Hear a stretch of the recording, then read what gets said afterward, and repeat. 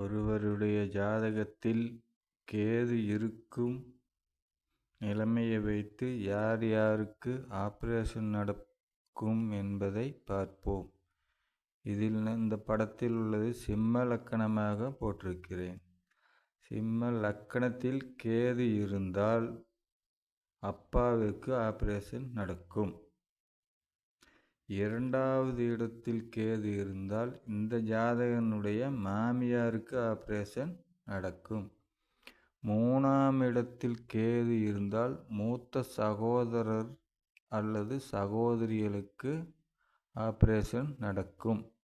நாலாம் இடத்தில் கேது இருந்தால் அப்பாவின் அம்மாவிற்கு, இந்த ஜாதகனுடைய அப்பாவுடைய அம்மாவுக்கு ஆபரேஷன் நடக்கும்.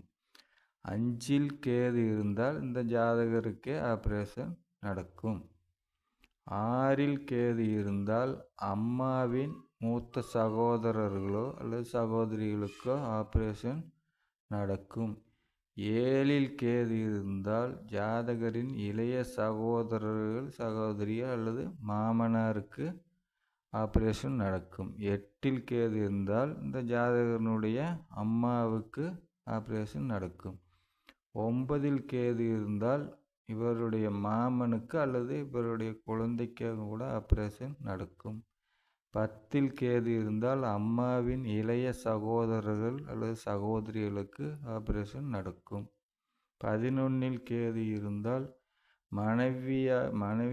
இவருடைய மனைவிக்கு ஆபரேஷன் நடக்கும், அல்லது இவருக்கு பெண்ணாக இருந்தால் இவருடைய கணவனுக்கு ஆபரேஷன் நடக்கும்.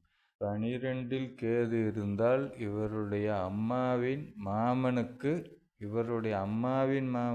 ஆபரேஷன் நடக்கும்.